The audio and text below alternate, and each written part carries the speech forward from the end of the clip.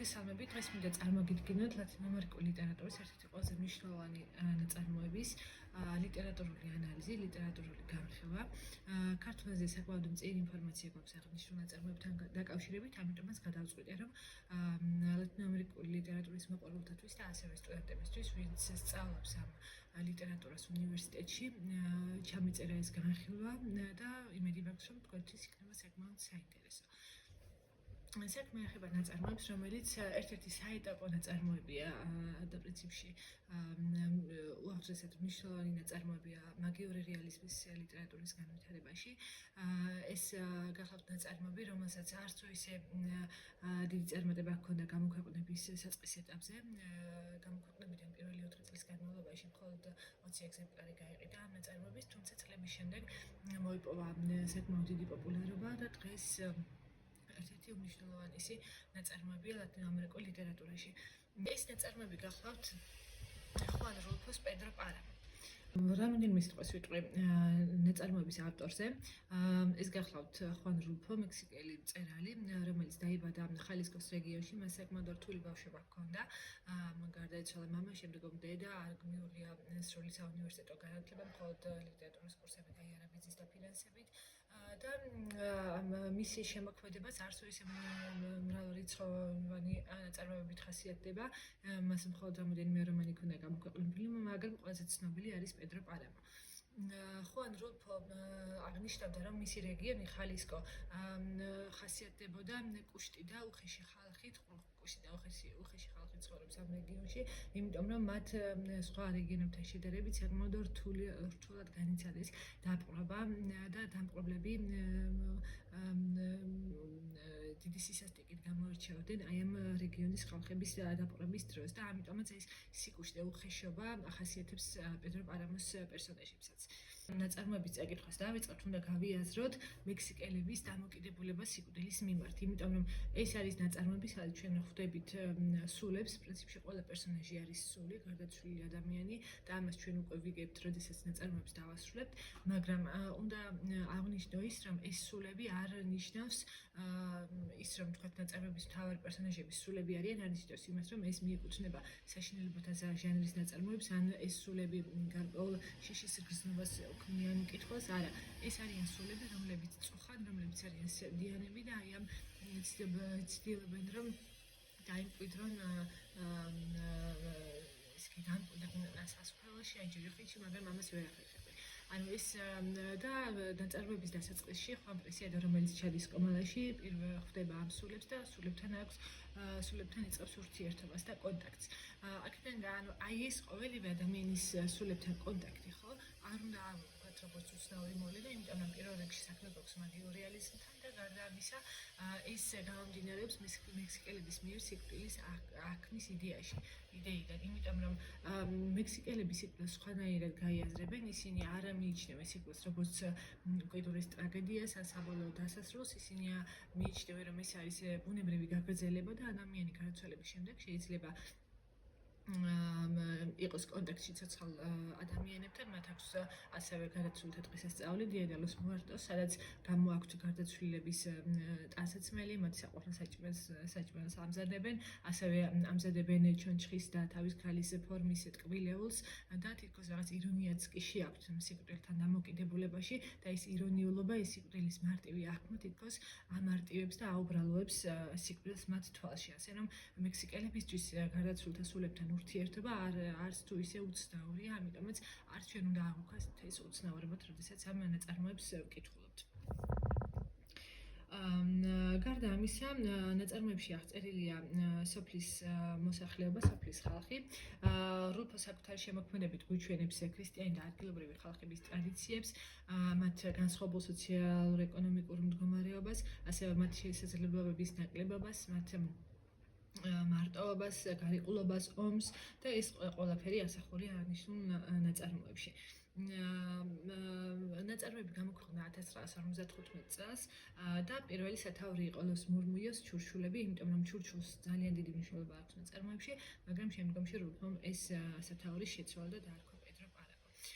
ასევე უნდა აღნიშნოს, სანამ უშუალოდ ნაწარმოების განხილვაზე გადავალ, რომ რულფო არ გახდა გლობალური ავტორი და მკვლევარები ამას ამისთან დაკავშირებით ამბობენ იმას, რომ არც იყო საჭირო ის რომ რულფოს შემოქმედებასა ზოგადად მას როგორც ავტორს შეეძინა ეს გლობალური მნიშვნელობა, იმიტომ რომ გაცილებით მნიშვნელოვანია რულფო განვიხილოთ მექსიკის კონტექსტში, ვიდრე გლობალურ კონტექსტში და ამიტომაც მკვლევარები ამბობენ, რომ სჯობს რომ მკითხველი თავად მივიდეს რულფოსთან, თავად გაიაზროს ეს მექსიკის გარემო, მექსიკის ისტორია, კულტურა, ის თუ რა ბედი ეწია მექსიკის ხალხს და რა გამოწვევების წინაშე იდგა ეს ხალხი, ვიდრე ის რომ განვაზოგადოთ რულფო ზოგადად გლობალურ კონტექსტში.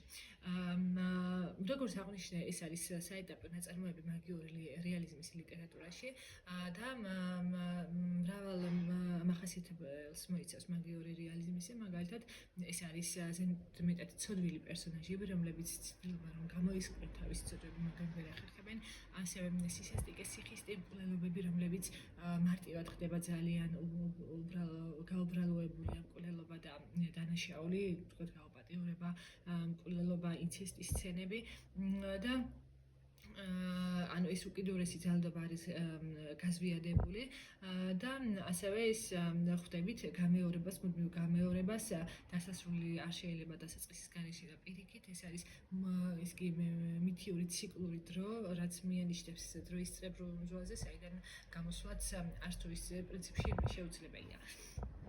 ეს ნაწარმოები აღწერეს როგორც მრავალხმიანი მოგზაურობა ჯოჯოხეთში.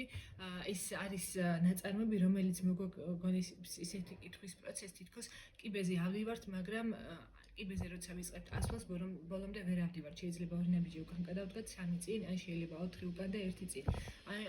აი ეს მუდმივად ის მკითხველი არასდროს არის დარწმუნებული იმ ამბავში, რომელსაც კითხულობს და ყოველთვის შეიძლება მოუწიოს უკან დაბრუნება და ხელახლა წაკითხვა იმ გამლილი ამბებისა, რომელიც უკვე წაკითხული აქვს.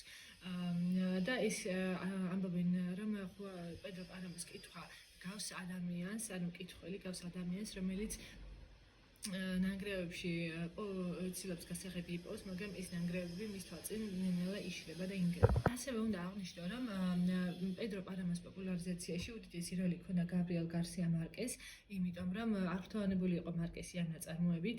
იგი აღნიშნავდა, რომ მე რომ პედრო პარამო დამეწერა, არაფერზე აღარ ვიგარდებდი და არც არაფერს აღარ დავწერდიო.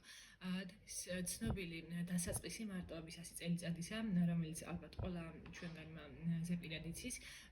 ეს ფრაზა მარკესმა დაწერა პედრო პარამოს შთაგონებით, იმიტომ რომ ზუსტად ეს ფრაზა აქვს გამოყენებული ხუან რულფოს პადრე რენტერიას ეპიზოდში და აი ამ ფრაზის შთაგონებით შექმნა მან თავისი ესეთი ყველაზე ცნობილი ნაწარმოების დასაწყისი. ქართულ თარგმანებში დიდი მსგავსება არ ჩანს, მაგრამ წავიკითხავ ესპანურად ორიგინალ ენაზე როგორ ჟღერს ეს ფრაზა ჯერ ხუან რულფოსთან და შემდეგ როგორ აქვს ეს გაკეთებული მარკეს. El padre Rentería se acordaría muchos años después de la noche en que la dureza de su cama lo tuvo despierto y después lo obligó a salir. Fue la noche en que murió Miguel Páramo. ეს არის padre Renterias episodio, ხოლო მარტოობის ეს წელი იწყება შემდეგნაირად.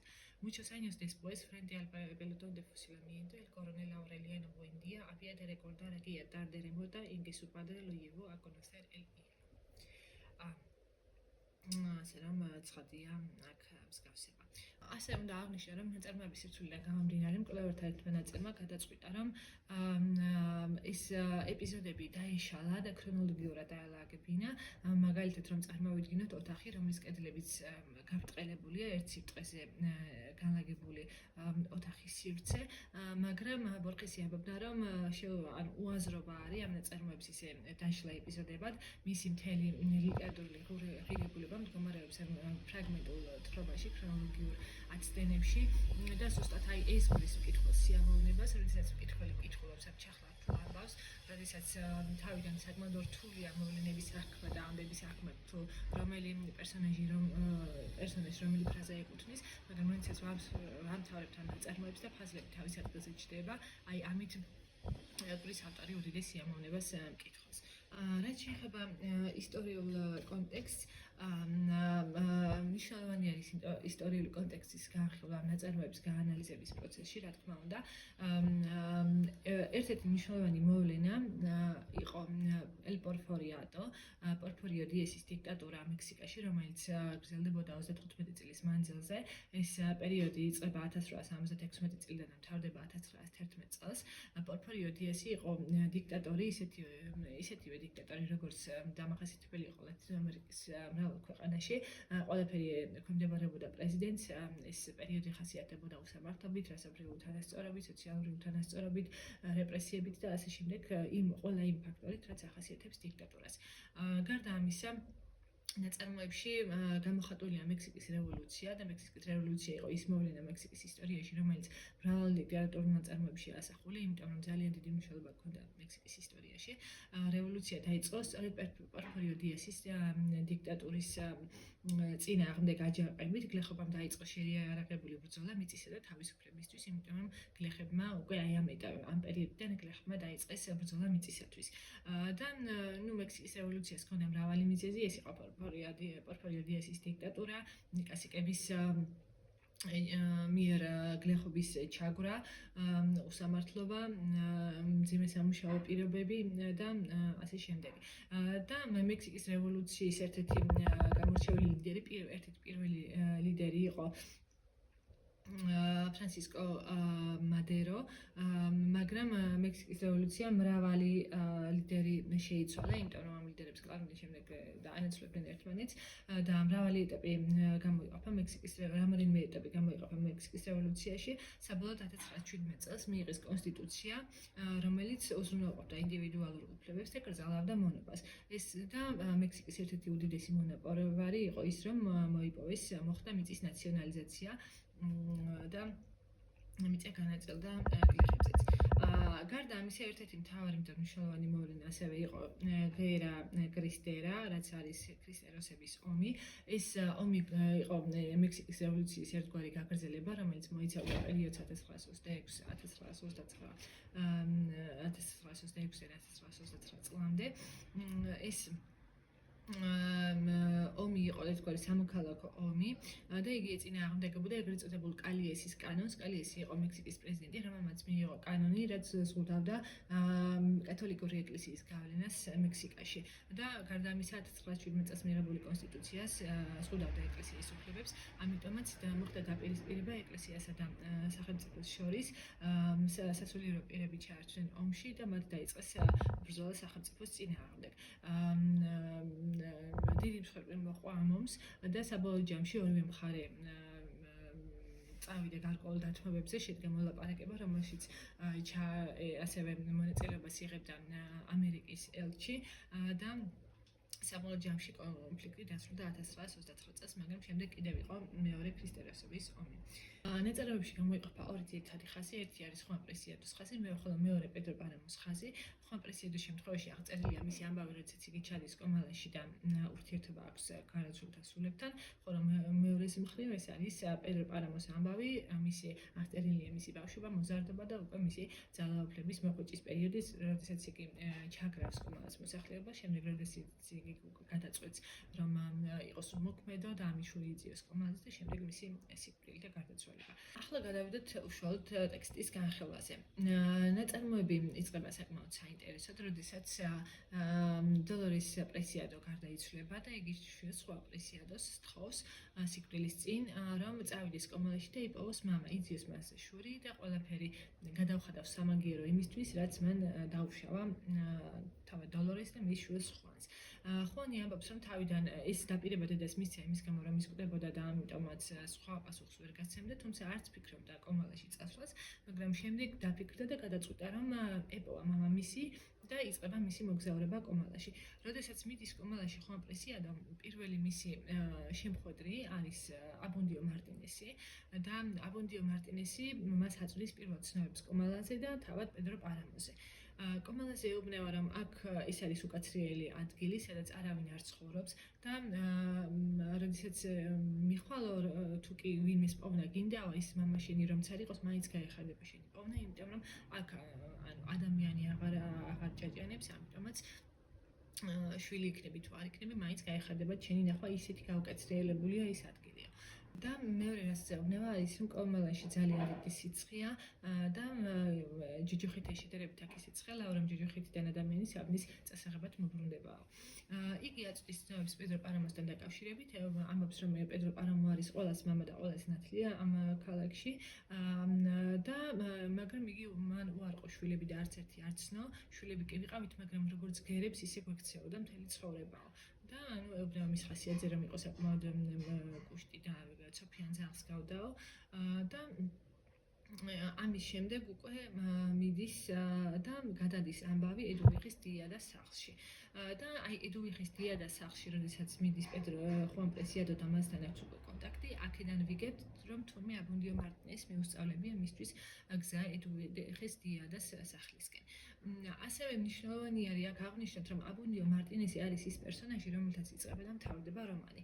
აბუნდიო მარტინესი არის ხუან პრესიადოს მეგზური კომალაში და ასევე ის ამთავრებს რომანს, სწორედ ის არის პერსონაჟი, რომელიც კლავს პედრო პარამოს. საინტერესოა ის, რომ აბუნდიო მარტინესი ხუან პრესიადოს კი უყვება ამბავს პედრო პარამოს შესახებ, მაგრამ იგი არ ეუბნება, რომ თავად მან მოკლა, უბრალოდ ეუბნება, რომ პედრო პარამო დიდი ხნის წინ გარდაიცვალა და მეტი არაფერი არ აღნიშნავს იმას, რომ თვითონ არის მისი მკვლელი.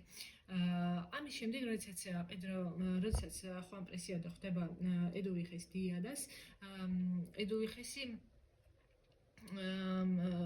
ედუვიხის მას ეუბნება, რომ დედამისმა აცნობა, რომ ის მივიდა და ამიტომ ემზადებოდა მისთვის. ხედავთ ედუვიხის დიადას სახლს, სადაც არიან სულები და ეუბნება ედუვიხის, რომ ეს სულები რომ წავიდნენ კომალიდან ყველაფერი მოდი ხარახურა მე დამიტოვისო. ამ სახლში ისმის სულების გმინვა წუხილი კუნესა, ანუ სულებით არის დასახლებული ეს სახლი და თავად ედუვიხის დიადას დიადა ესაუბრება ხუან პრესიადოს აბუნდიო მარტინეზე, რომელსაც ესაა დაშორდა. და ეუბნება, რომ აბუნდიო ყრუ იყო, იგი დაყრუდა, როდესაც ასაფეთქებელი აუფეთქდაო და აი ამ ეპიზოდში არის რამოდენიმე ეპიზოდი ჩართული. ეს აბუნდიო მარტინესი დაყრუდა დღესასწაულზე, რომელიც აღნიშნა კომალამ სუსანა სანხუანის გარდაცვალების შემდეგ. და აი ეს ამბავი ამ ამბავს მკითხველი იგებს ნაწარმოების ბოლოს, მაგრამ დასაწყისში ედუვიხის დიადა ის კი გვაწვდის ცნობებს ამ ამბავთან დაკავშირებით. გარდა ამისა, ეუბნება, რომ აბუნდიო მარტინესი ყრუა, მაგრამ პრესიადო ეუბნება, რომ ის ადამიანი, რომელსაც მე ვისაუბრე, ყრუ არ იყო. საკმაოდ უცნაურია ისიც, რომ აბუნდიო მარტინესი ყრუა, მაგრამ ესმის ხუან პრესიადოსი და მას ესაუბრება და ასევე ეუბნება ედუვიხის მარტინესი, რომ ედუვიხის დიადა, რომ აბუნდიო მარტინესი გარდაცვლილია და რადგან ხუან პრესიადო ეუბნება, რომ მე ვინც გზა მომასწავლა ის ცოცხალი იყო, ვფიქრობს, რომ ალბათ ის სხვა იქნებოდა, მაგრამ რეალურად აბუნდიო მარტინესი სწორედ გარდაცვლილია და სულია. თავად ედუვიხის დიადაც სულია, თუმცა ხუან პრესიადო ამას ნელ-ნელა იგებს, თავიდან ის არ არის ცნობილი.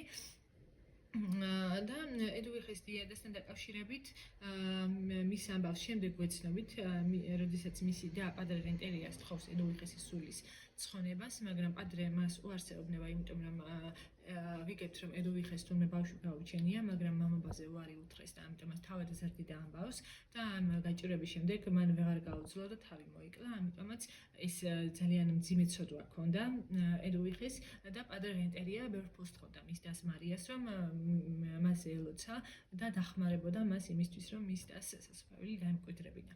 მაგრამ აი აქ არის საკმაოდ საინტერესო კონტრასტი, როდესაც განსხვავებით ედუვიხის დიადას განკვდება მიგელ პარამო, პედრო პარამოს შვილი, ერთ-ერთი შვილი, რომელიც მან შვილად ცნო, იმიტომ რომ მიგელ პარამოს დედა მშობიარობას გადაყვა და პადრეს უთხრა, რომ იგი ყავდა პედრო პარამოსგან, ამიტომაც პადრემ მის აღზრდაზე უარი თქვა, რადგან იცოდა, რომ პედრო პარამოს შვილი იყო და ბოროტის სისხლი ჰქონდა და ამიტომაც პედრო პარამომ იგი ცნო შვილად და თავად გაზარდა.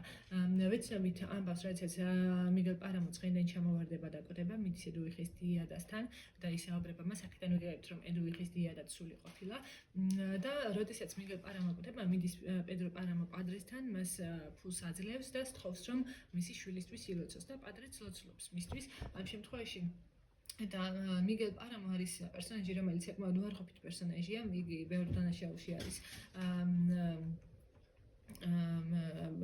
მიჩნეული, ესე ვთქვათ, მღვდლის ძმის მკვლელობაში, მისი ძმისშვილის ანას გაუპატიურებაში, მაგრამ მიუხედავად მისი ამ ცოდვილობისა, ფულის სანაცვლოდ პადრე რენტერია მას ელოცულობს და ეხმარება პედრო პარამოსს, რომ მისმა შვილმა დაიმკვიდრეს სასუფეველი. ანუ აი ამ ეპიზოდებში საკმაოდ კარგად არის გამოხატული კათოლიკური ეკლესიის კრიტიკა, როდესაც პადრე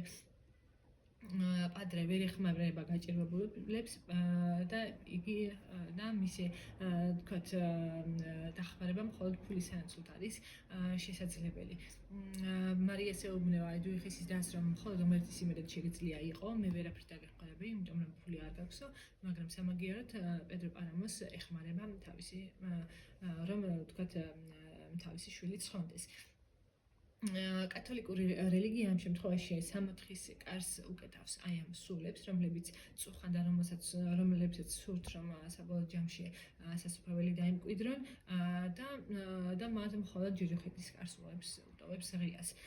პადრე რენტერიას რელიგია არავის არაფერში არ ადგება, იმიტომ რომ და თავადაც არ ადგება არაფერში, იმიტომ რომ თავადაც ცოდვილია და როდესაც მიდის ეპისკოპოსთან და ააბარებს ახსენებას, ეპისკოპოსი მას არ შეუნდობს ცოდვებს, თვითონაც ცოდვილია და თვითონაც გარდაცვლილია მისი სულით ხეტიალებს ამ სხვათა სულებთან ერთად, რადგან მოიპოვოს სასუფეველი. ესეც საკმაოდ ირონიული მომენტია და პადრე რენტერია ცოდვა ის არის, რომ აი ეს ქრთამს იღებს, ფულს იღებს იმის სანაცვლოდ, რომ ილოცოს გარდაცვლილთა სულებისთვის და აი ეს აწუხებს მას და ფიქრობს, რომ პედრო პარამოსის სასტიკის ერთ-ერთი მიზეზი და მისი ამ ტირანეთში მოყალიბებაში თავადაც მიუძღვის ბრალი და აი ეს ცოდვა აქვს მას და სულს რომ ეს ცოდვა გამოისყიდოს.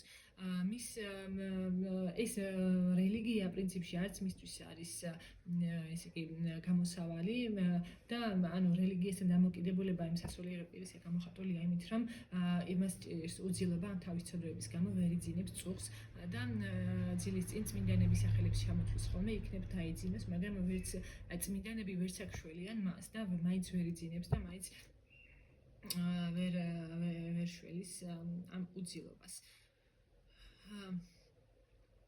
ასე რომ თავად პადრეც მოხეტიალესულია, რომელიც კომალაში დადის და ცდილობს რომ მოიპოვოს სასუფეველი. საბოლოო ჯამში იგი მიდის ამ ქრისტესობის ომში, რომელიც უკვე ვახსენე და რომელიც არის ერთ-ერთი ისტორიული კონტექსტი ამ ნაწარმოებისა. ამის შემდეგ ვიცნობით ამბავს, როდესაც ედუიხის დია დაუყვება ხუან პრესიადოს, მისი და დედამისის მეგობრობის ამბავს, ესეც საკმაოდ საინტერესო ეპიზოდია. იმიტომ რომ ნუ ვიგებთ ამბავს, როდესაც პედრო პარამოს მამა გარდაიცვალა, მის ოჯახს დაედო ბევრი ვალი და ყველაზე დიდი ვალი ჰქონდა პრესიადოებისა, ამიტომაც პედრო პარამო გადაწყვიტავს, რომ დაქორწინდეს მათ ქალიშვილზე, დოლორის პრესიადოზე. და აი ამ ეპიზოდში კარგად ჩანს მისი გულგრილობა დოლორესის მიმართ, იმიტომ რომ თავადაც კი არ წავა ხელისად. ხონიალად ვიღაც მის მსახურს გააგზავნის და 2 დღეში მოიყვანს ცოლად. მაგრამ ამ დროს დოლორის გააფრთხილებენ, რომ არ დაწვეს ღამე პედრო პარამოსთან, იმიტომ რომ იმ ღამეს მისთვის მამაკაცთან დაწოლა არ შეიძლება. ამიტომაც დოლორესი სთხოვს თავის მეგობარ ედუიხის დიანას, რომ ჩაანაცვლოს პირველ ღამეს პედრო პარამოსთან და სწორედ ედუიხესი დაწვება პირველ ღამეს პედრო პარამოსთან და ამიტომაც ედუიხის დიანა საკუთარ თავს ხუან პრესიადოს დედად აღიქვავს და ის ეუბნება, რომ სულ შემთხვევით მოხდა ის, რომ დოლორეს გავიჩნდი და არა მეო. ამიტომაც ის უნდა მივიჩნიოთ როგორც ხუან პრესიადოს ერთ-ერთი დედა. ამის შემდეგ გამოჩნდება დამიანა სისნეროსი, ეს არის ქალი, რომელსაც უყვარს პედრო პარამო, იგი არის მისი მსახური, მისი ბავშვების აღმზრდელი, ეუბნება, რომ მეც ვიყავი ერთ-ერთი შენი აღმზრდელი და შენი ძიძაო ხუან პრესიადოს და აი ამ დროს უკვე ხუანი ეჭვდება, რომ მართლაც სულებთან აქვს კონტაქტი და დამიანას ეუბნება, რომ ცოცხალი ხარო ეკითხება და დამიანა ამ დროს ქრება, რაც ისე კიდევ ერთხელ გვანიშნებს იმას, რომ მართლაც სულებთან აქვს მას კონტაქტი. ამის შემდეგ ვეცნობით უკვე ინცესტის ეპიზოდს, როდესაც ხუანი მიდის დინისის სახლში, მას უყვარს თავისი და ამის გამო, რომ და-ძმას უყვარს ერთმანეთი, ისინი ცოდვილები არიან, ეკლესია მათ ჯვარს არ წერს ეპისკოპოსს უფროსი უარსატყვის დაქორწინებაზე და ისინი ეს ქალი მისი დის სხეული ლაქებით არის დაფარული, რაც მის ცოცხლობაზე მიანიშნებს.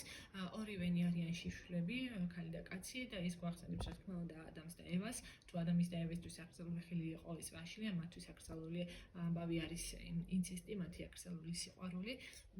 მაგრამ აქ საინტერესო ის არის, რომ ეს წყვილი გარიყულია საზოგადოებიან მათი ამ აკრძალული სიყვარულის გამო, მაგრამ კომალაში შეუძლებელია ინცესტის გარეშე ცხოვრება, იმიტომ რომ როგორც აღნიშნე, ყველა ადამიანი, რომელიც კომალაში ცხოვრობს, არის პედრო პარამოს შვილი, ან ნათლული ასე რომ მათი ურთიერთობა აუცილებლად იქნება ინცესტური,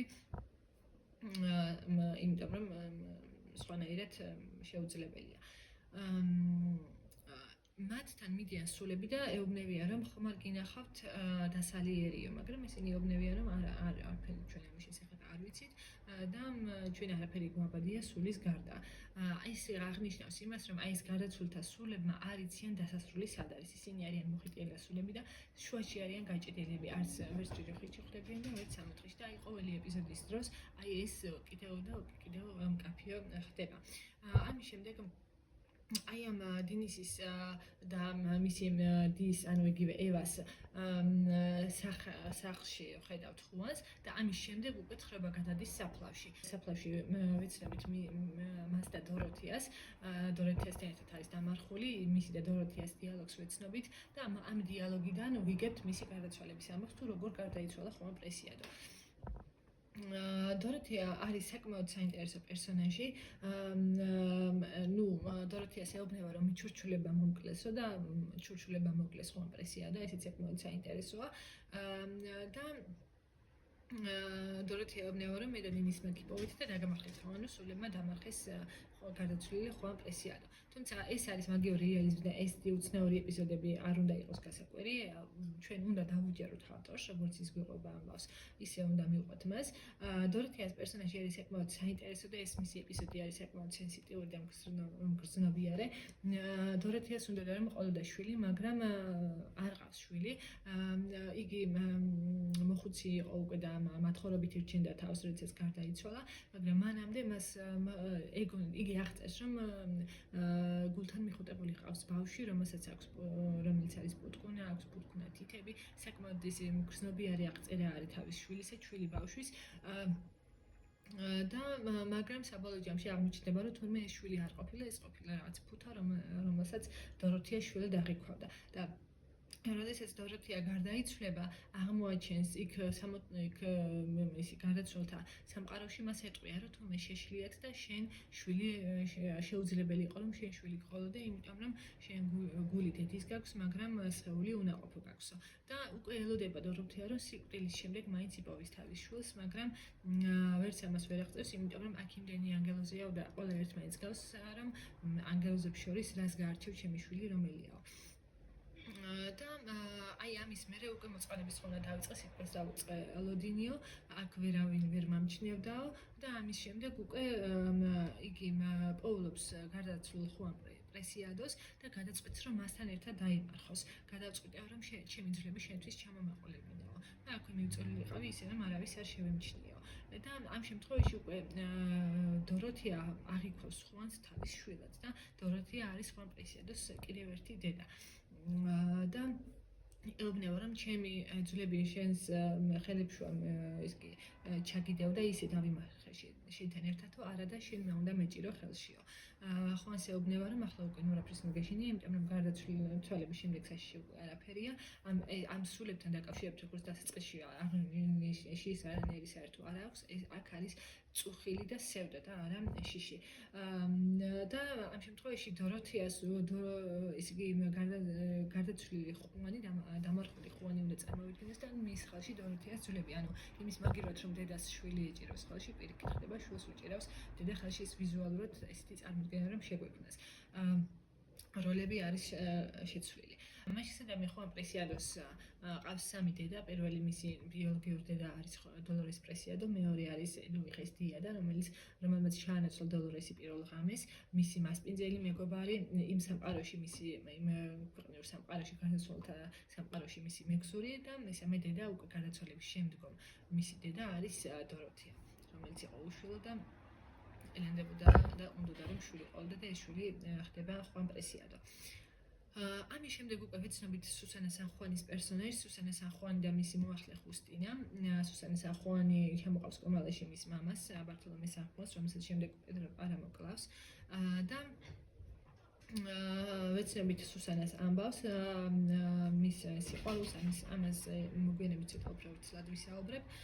ასევე ვეცნობით პედრო პარამოს მამის ლუკას პარამოს სიკვდილს, როდესაც ქორწილში ესროლეს სიძეს და მას მოხვდა და ის გარდაიცვალა და ამის შემდეგ ხუან პარამო პედრო პარამო მასზე შურს იძიებს და ყველას ამოხუცავს.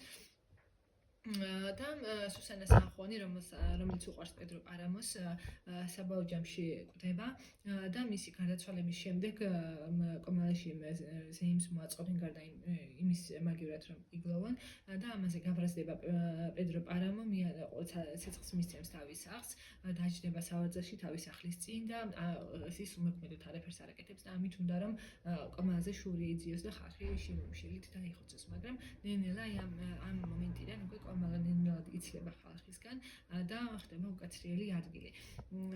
ბოლოს ჩნდება აბუნდიო მარტინესი. ეს ბოლო ეპიზოდიც საკმაოდ საინტერესოა. აბუნდიო მარტინესი ჩნდება, მას ცოლი გარდაეცვლება, ასევე შვილიც უყვდება და მას აი სევდიანი ამ ცოლის გარდაცვალების გამო და სთხოვს დახმარებას პედრო პარამოს.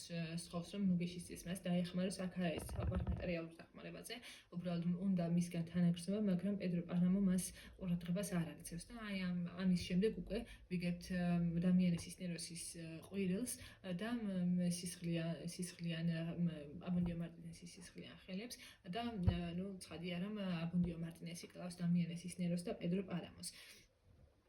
ამის შემდეგ ვიგებთ უკვე ვხედავთ ასევე ვიზუალური სურათია რომ პედრო პარამოზის სავარძელში ეს არის აღწერილი, როდესაც უკვე პედრო პარამო გადადის გარდაცვლილთა სამყაროში.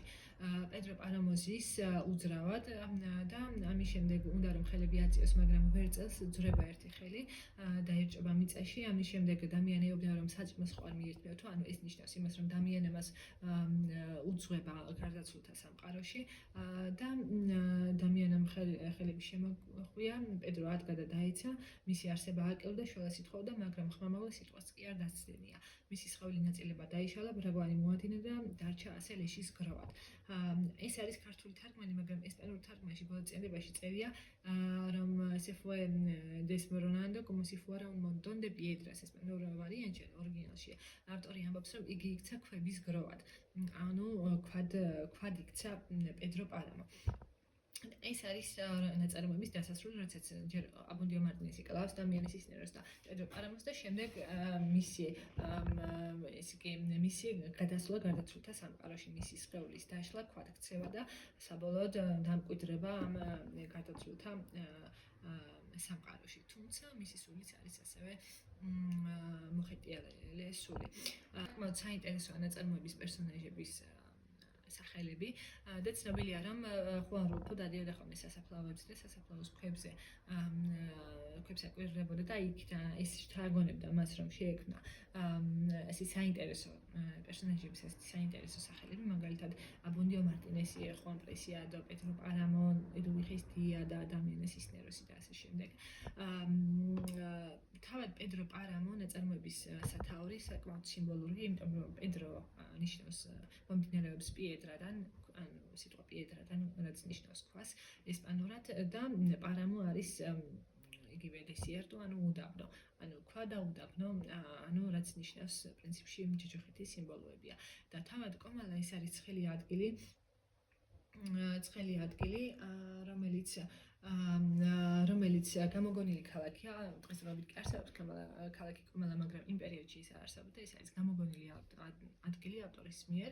ეს არის სივრცე, სადაც შესაძლებელია მეხსიერების დაბრუნება. კომალაში დადიან სულები, რომლებიც ჩურჩულებენ, აქ ხმამაღალი საუბარი არის ის მხოლოდ ჩურჩულია, მაგრამ აი ეს არის ჩურჩულით მოყოლილი წარსულის ამბები, რომლის საშუალებითაც ხდება წარსულის აღდგენა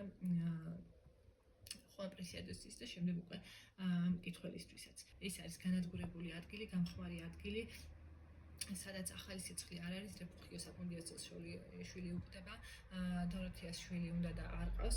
ან ახალი სიცხლე აქ შეუძლებელია ახალი სიცხლის გაშინა, არის ყველაფერი გამხმარი, განადგურებული, წვიმას ელოდებიან, ბალახის ამოსვლას ელოდებიან, მაგრამ ბალახი არ ამოდის. ასევე მიწა არის უნაყოფო, ნაყოფი არ მოდის და რაც მოდის მწარია, იმიტომ რომ აი ყურძენი და ესე ვთქვათ, ნაყოფი მწარია, ყურძენი არ მწიფდება და მე არ წერია ერთი ეპიზოდი, როდესაც პადრე რენტერია სხვა ქალაქში მიდის და იქ კი მწიფია ყურძენი, უბრალოდ კომალა არის ადგილი, სადაც ნაყოფის რომელიც უნაყოფო მიწა არ ხარობს, ასევე ძაღლები არიან და არ არიან და ყეფა ისმის, ხეები არ არის და ფოთლების შრიალი ისმის, ეს უცნაურებები ახასიათებს, ასევე დადიანი მწუხარე სულები, ჩურჩული ხმები, კაცრუნის და ჭრიალის ხმები ისმის. ბუნდოვანი ბარის დამახასიათებელი ვიზუალიზაციაშიც ეს არის მხოლოდ ნისლი, ბოლი და ჩრდილები, ხოლო რაც შეეხება ასევე ჟღერადობაც არ არის მკაფიო, ისმის მხოლოდ ჩურჩული, კაცრუნი, ეკო და აი ასეთი ტიპის ხმაურები, მკაფიობა არ არის არც ვიზუალიზაციაში და არც ჟღერადობის თვალსაზრისით. აქ არიან მორიდებული, სევდიანი, დამწუხრებული გმირები, რომლებიც თავს დანაშავედ თვლიან და უნდათ რომ მოინანიონ ცოდვები, მაგრამ ვერ ინანიებენ. აი ეს არის ეს გამოხატავს ლათინური ამერიკას დაპყრობის შემდეგ მისი სიჩუმის ტკივილს და იმ გაჩუმებულ მოსახლეობას, რასაც როგორადაც ყვავილფო წარმოადგენს მექსიკის ხალხს. რაც შეეხება თავად პედრო პარამოს, ეს არის დიქტატორი, ეს ნაწარმოები არ არის დიქტატორის შესახებ რომანი, თუმცა პედრო პარამო არის დიქტატორის სახე. ის არის სიმბოლო აი ამ ძალაუფლებისა, რომელიც დაიწყო ესპანური დაპყრობიდან, ის არის ახალი ტიპის მმართველი კასიკი. პედრო პარამო ადგენს თავად კანონებს, ყველაფერი მას ექვემდებარება, ეს არის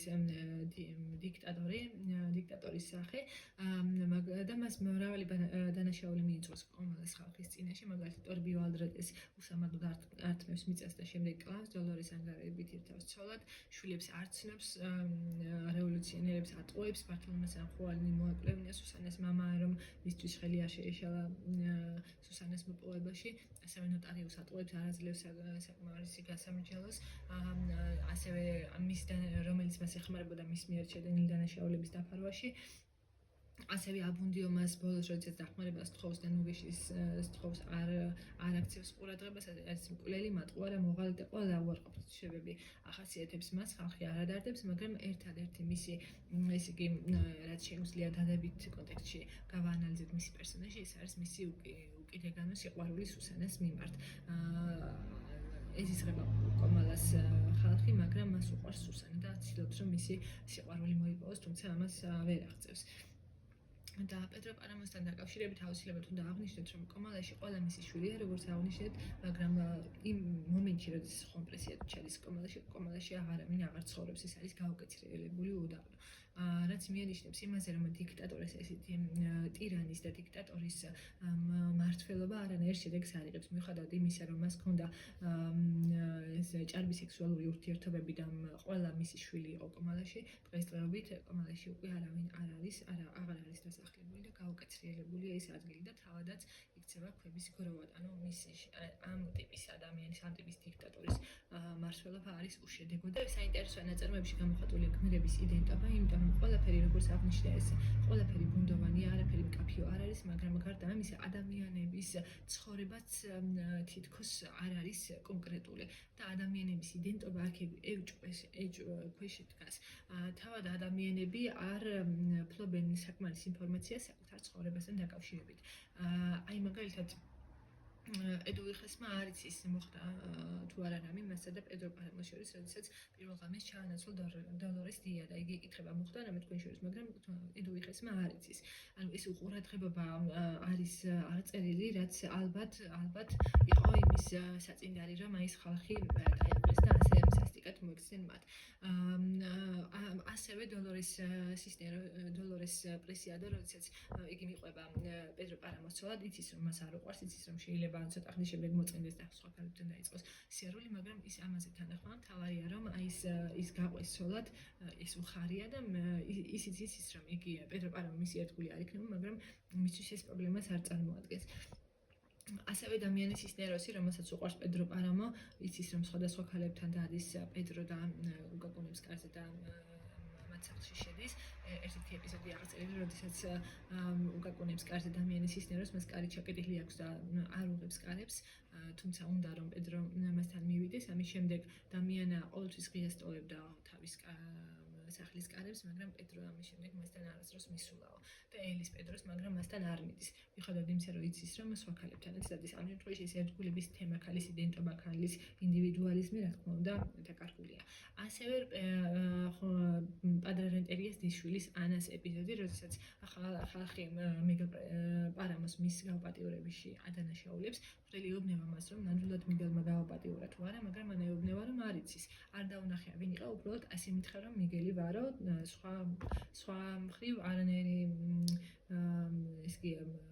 არანაირ კონკრეტულ ინფორმაციას არ ცნობს, არ ათლობს ამ ადამიანთან დაკავშირებით. ასევე ხუანი ზემოთ არ იყურება, არც ისა როგორი, ანუ ეს კონკრეტიკა არ არის, ყველაფერი არის ბუნდოვანი, არა მკაფიო და საეჭო. და აი ეს განსაზღვრავს სწორედ, ანუ აი ეს ზუსტად განსაზღვრავს იმას, რომ გმირების იდენტობა არის ნელ-ნელა იკარგება და საბოლოო ჯამში, როდესაც უკვე დატოვებს მოსახლეობა კომალას და უკვე სულებად იქცევიან, აი ეს იდენტობა უკვე დაკარგულია და მისი აღდგენაც უკვე შეუძლებელი ხდება და ზუსტად აი ეს გამოიხატება ხუან პრესიადოს მიერ მამის ძიების ხაზში და იმაში, რომ იგი ვერ პოულობს მამას, ანუ არ ხდება შეუძლებელია იდენტობის აღდგენა.